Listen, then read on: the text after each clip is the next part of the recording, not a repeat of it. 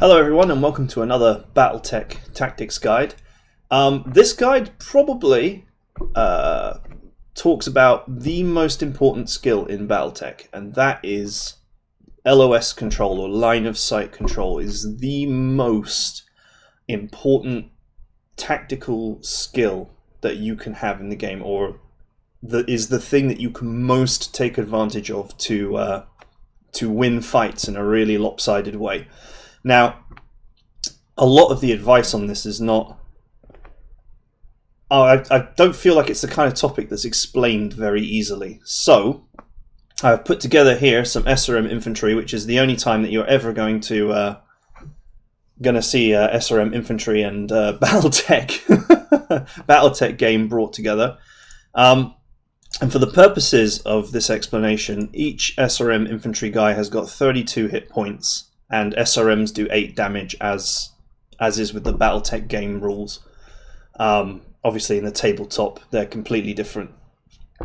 So, the first thing I wanted to talk about, and you'll have to forgive me if this is really basic, but obviously I don't know at what level everyone is at when they're watching these explanations. So I'm going to start right at the very beginning. If these two teams were to fight against each other, with an 8 damage missile and 32 hit points, each can take 4 hits before they die, and what will happen is that you will end up with 1 survivor on the red team with 8 HP remaining. And the only reason why the red team wins is because the red team is going first in this explanation, or in this demonstration. The red team's going first, so they win simply because of first turn advantage and no other reason.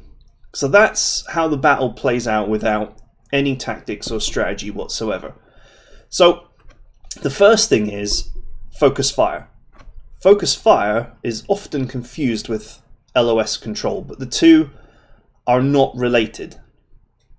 I suppose they are related in a way, but they're two very different concepts. So if we were to play out this battle with focus fire, so you imagine the blue team is not going to focus fire and my red team is going to focus fire. So if I were to shoot this guy, say,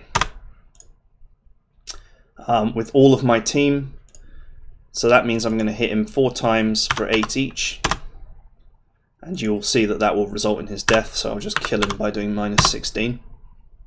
And then on my side, each one of my team would take 8, because the enemy team is not focus firing. So this is a pretty simple tool that I'm using here to demonstrate this. So this is how it looks after the first round of focus fire. So this guy's been focused fired down, and these guys have not been focused at all.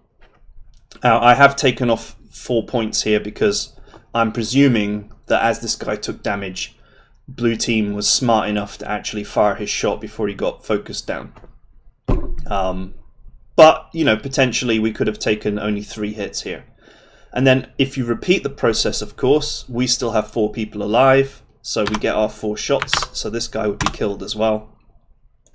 But they only get 3 shots now because one of their team members is deceased. Now, oh, this one did not come off for some reason.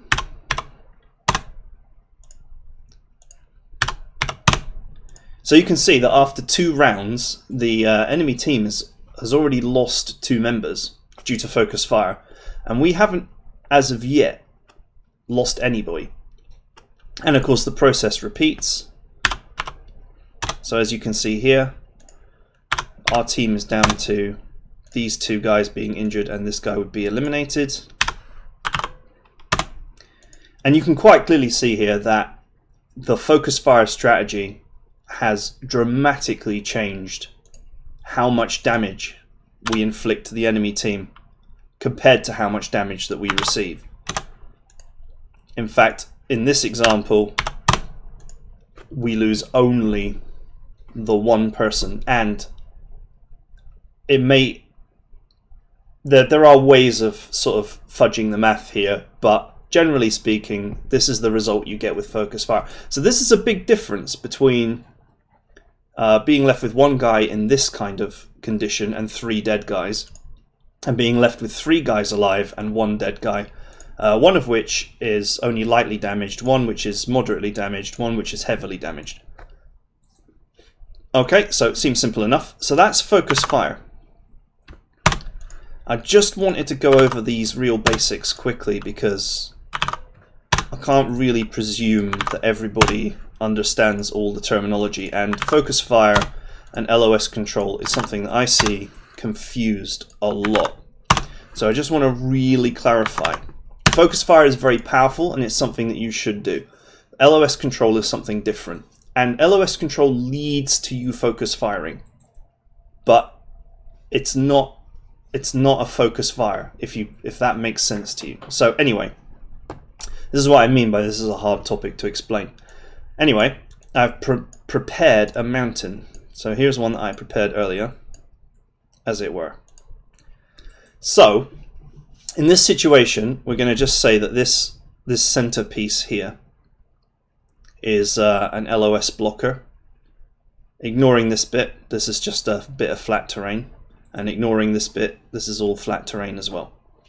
So you can see that this guy has a shot on this guy has a shot on this guy, and these 2 guys do not have shots on their partners, if you will, because this mountain's in the way. Now, in this LOS control situation, there is one correct move, and all the other moves are wrong. Or there might be a way to have another sort of less correct but still decent move. But anyway, for the purposes of this explanation, there's only one correct move. Let me just send this to the back. And that correct move is to move this guy to here. And that's LOS control. Now, there's a lot of complexity to this move, and so I want to explain it.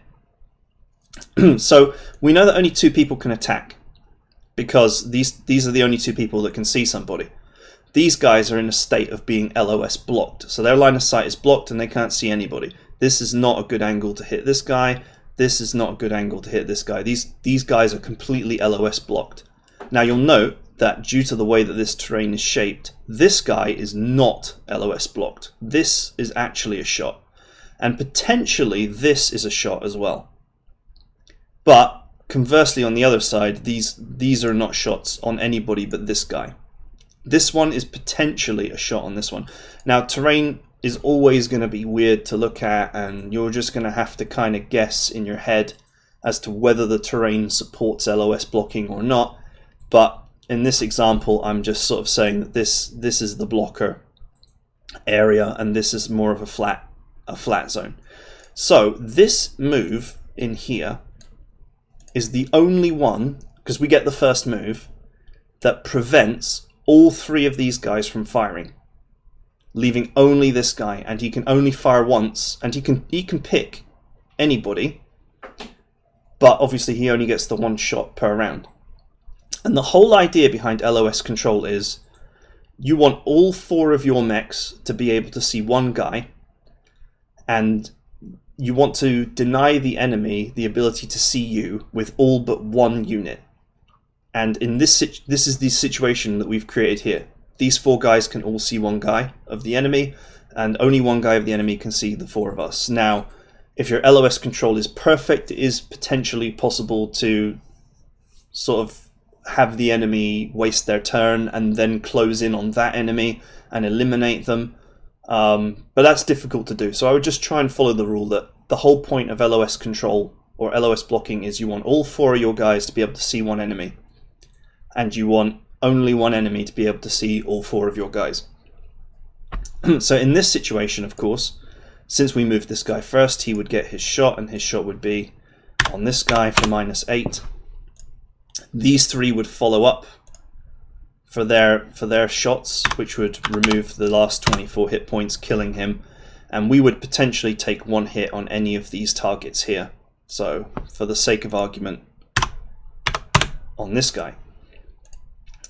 Now, compared to the focus fire situation, we have saved ourselves 3 hits that we would have otherwise have taken because of LOS control. And since in this example these guys are not being allowed to move, we can then repeat this process to eliminate the enemy team. So on the second turn, you'll note that this guy has an incidence of roughly, say, 30 degrees here that he can see, and this guy can't actually see onto our side. So the next move, or the next good move, there's potentially 2 moves here which would be good, but it looks to me like the easiest move would be to then move this guy here and follow up with these guys all moving. I'm saying that they can move about 4 squares here, all moving to this side of the map to focus fire down this guy. Now this guy potentially obviously has a shot on this guy here, so that's actually probably a bad move. We'd probably want to be around here somewhere. And this guy is trailing because he's already taken a hit and I don't want him to take another one.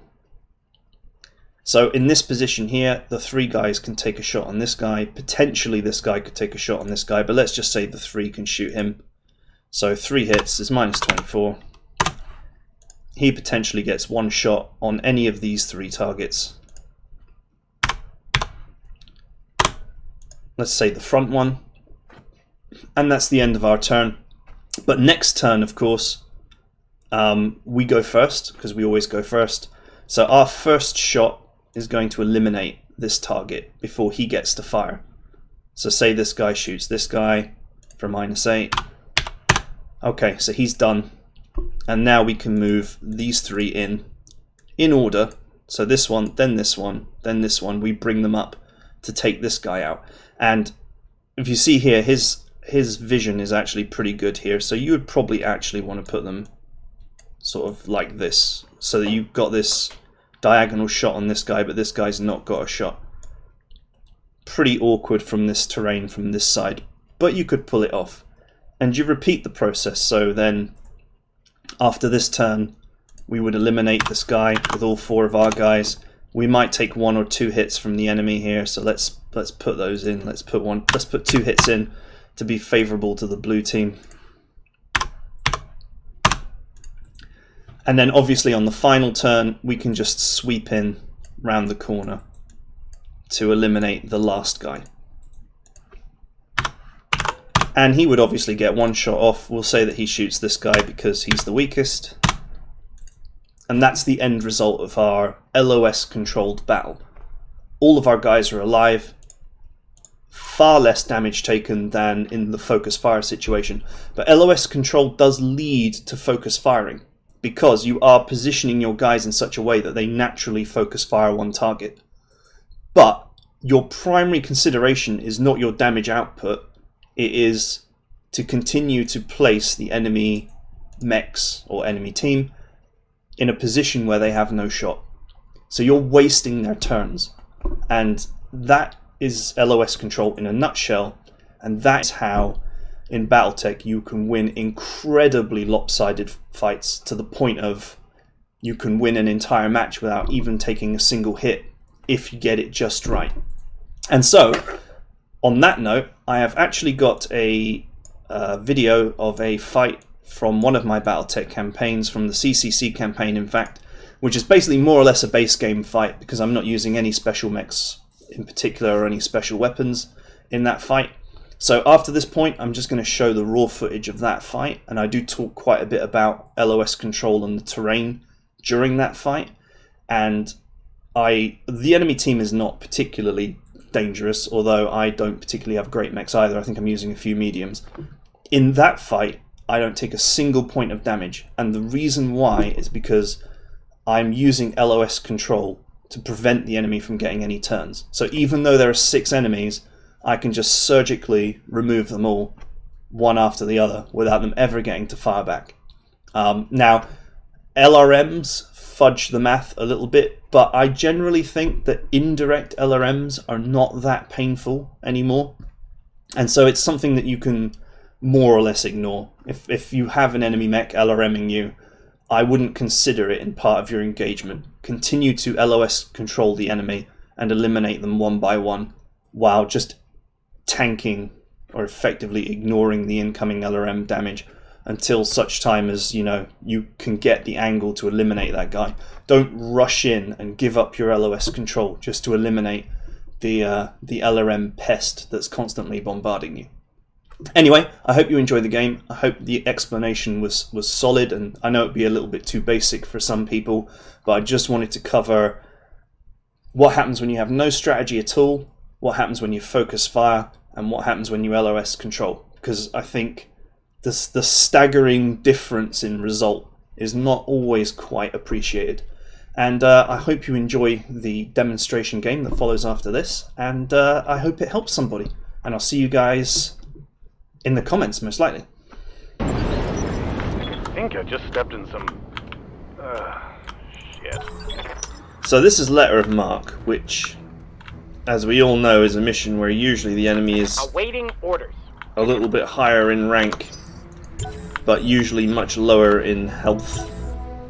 Holding for tactical advantage. So hopefully we can clean up here. reporting. Ready for orders. I do not have sight on anything apart from that sensor contact.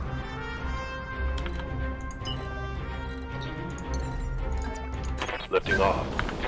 Got a sensor trace. Alright, there they are. I've got eyes on hostile reinforcements. They're heading your way. Alright. Should be a relatively simple cleanup operation. We use the spine of this mountain here, and either be on this side or this side of it, and the enemies will effectively LOS block themselves.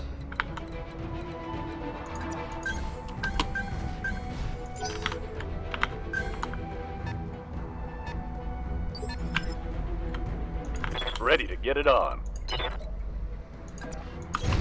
Copy that.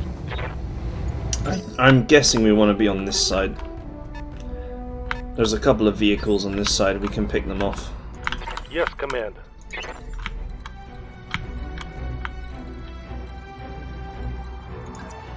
Jumping. Alright.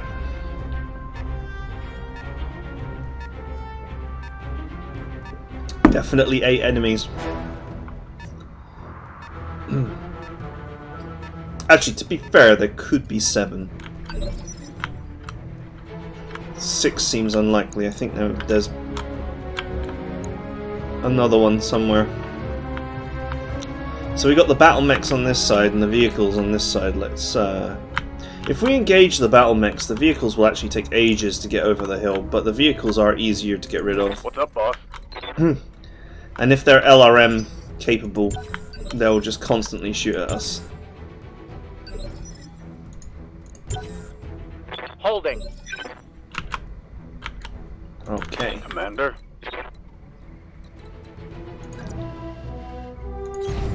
No problem. On my way. Cool. What do we got? Yeah, this was the right decision. Otherwise, this striker would have been shooting at me non-stop.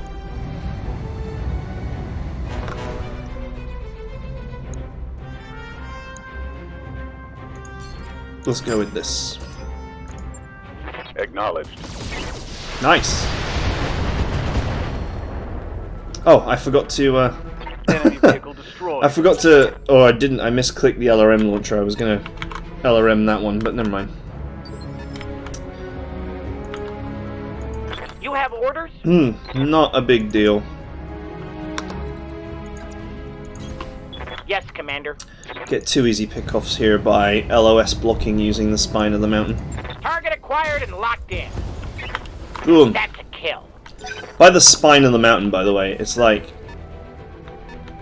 this kind of ridge line, like this, which looks like the small of your back, just below the neck there. This kind of terrain feature is really powerful in BattleTech. By controlling the spine of the mountain, you can control LOS very easily by just simply shuffling either side. Now you see here, we're sort of in the privileged position of there being another spine here. So we're almost in a sort of crater on the side of the mountain. And that just allows us to completely compartmentalize these guys while we deal with these two. And now the funny part is that I have additional options now. I can move over here and start engaging these guys if I wish. Or I can just move over this side and see what the next turn will bring me. Good to go. They have 2 moves left of the enemies that I can see. So the question is, do I want to use my 2 moves in exchange for allowing them to take theirs? And I don't have to. I can, of course, just move here.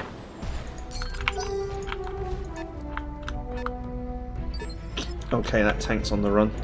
Receiving you. Fire and jump jet. And there we go. We did not allow them to even get a single shot off by controlling LOS.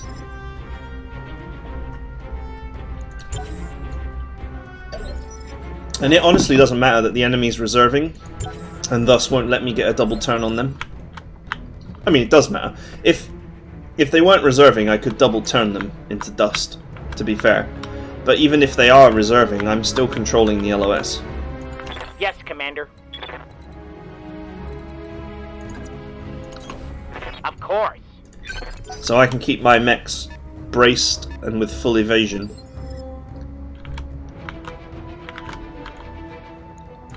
Standing by. Okay, so that one moved, didn't it? So this will be one of these things we just have to think about slightly.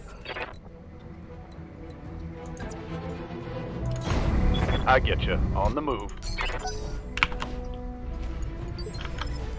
Alright, now he's visible. Now he's visible, but the rest of them are not.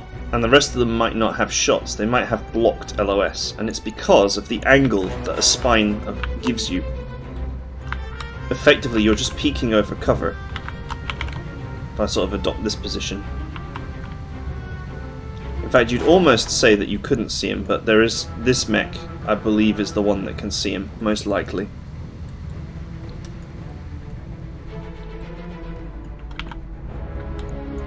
Yeah. So now, I can engage that Jenner, Ready for order. if I wish, by controlling the LOS. So only this. So you see here, look, they've all got it's all broken line shots. Becomes up to me if I want to take that, considering that these two have both had their goes.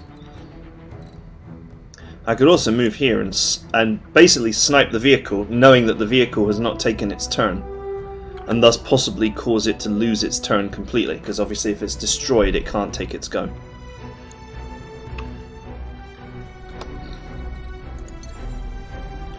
In fact, I very much like the idea of that. We are going to lead with my jumpy mech, pointing towards these guys, because obviously they're going to survive this attack. Got it. So we have the enemies here lined up. We eliminate the vehicle. Firing. All weapons. Man, after the first 2 shots missed there, I was Enemy vehicle destroyed. worried for a second.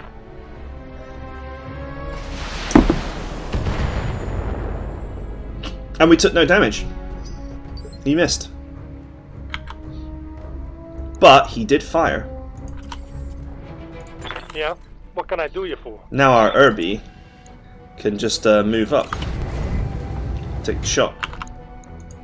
Just very, very clean. I'm just controlling LOS. That's all I'm doing. I'm not doing anything other than control LOS using the terrain. Targeting for an And of course you heavy can do damage. this to any mech. You know, these 3 lights are not very threatening, but nevertheless I can control LOS against them.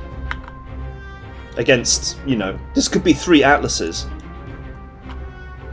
and I could pull off the same kind of cheese. Orders. So as it stands, he's taken his go. So if we want to continue to not take any damage, we need to move the Irby because his defensiveness is not very high right now.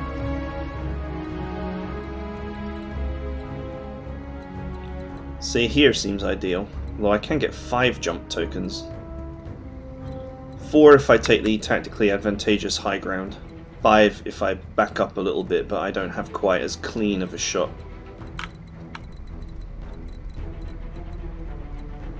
Likewise, I could jump forward into this forest here, but this is actually within the dead zone of the AC2. If I was using some other weapon, that would be the ideal spot. But I'm not. So we'll take the slightly reduced evasion. Aye, aye. Finish the job. Although the Locust obviously has lost a lot of its weapons already. So really you'd probably want to go for this guy. But he will definitely go next, the Jenner. And when he does, he won't be braced. So we'll clean him up quicker. I'm gonna give him the big bubble. Alright. That hit something good. Now the Locust is completely disabled. So it doesn't even matter if he gets his turn. Alright, the Jenner legged it. And since all of his weapons are short range, he can now be ignored. Waiting for orders.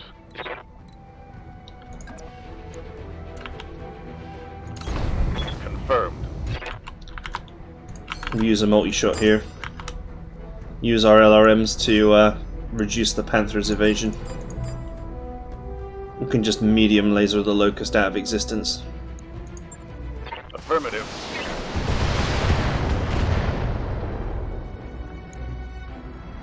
See ya. So far we've taken no damage.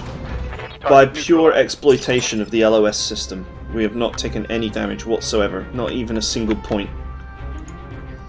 What's the plan? This is controlling LOS at its like most basic and sort of most easy to see.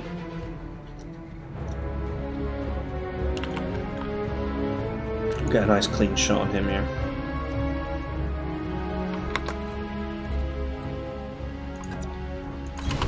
Consider it done. So I'm going to actually use a precision strike now.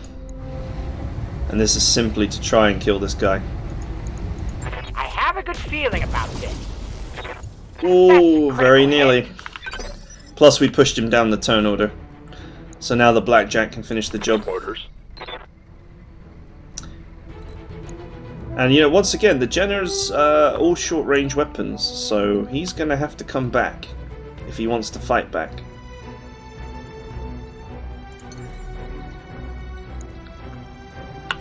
Now, it's sort of up to me what I want to do here, in that I could jump forward and brace and tank any return fire. I could just kill the Panther right here, right now.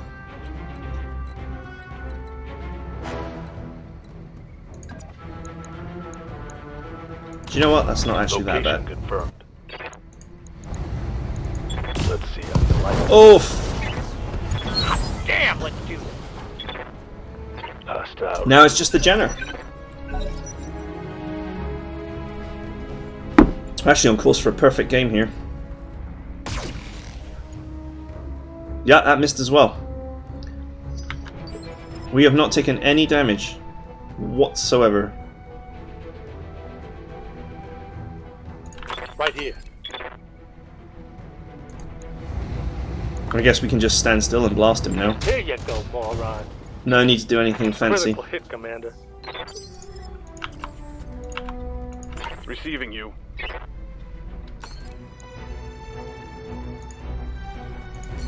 Maybe we can get his leg. I copy. Well, we certainly got most of his weapons. Scored a critical hit. Reporting. Now, because they're weak on armor, obviously, we didn't really need to control LOS as tactically, like, as strongly as you might the enemies were much tougher. But I just want to say, sort of, when I opened here and I saw these two vehicles here, you know, if these two vehicles had taken 2 or 3 turns to kill, I would have had those 2 or 3 turns before these enemies would come up to this, you know, this spine of the mountain here and be in a position to actually fight back. So, you know, don't think that just because all these enemies are easy to kill, that this strategy doesn't work. It absolutely works, and it works amazingly. It's probably the key strategy to BattleTech, is controlling line of sight.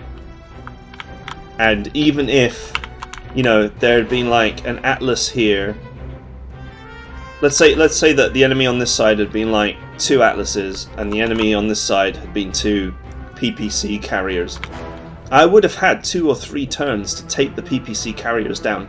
I would have even probably had enough time to actually run up to them and stand on them before the Atlases got to a position on the ridgeline where they could actually see me and fight basically, or do more than shoot the LRM-10 that comes with a default Atlas. So it can and it does work, whether it's a basic enemy and map like this one or a really hard one. See ya! And that, my friends, is a perfect game. That's a kill. Mission successful. Not even 1 point of damage taken.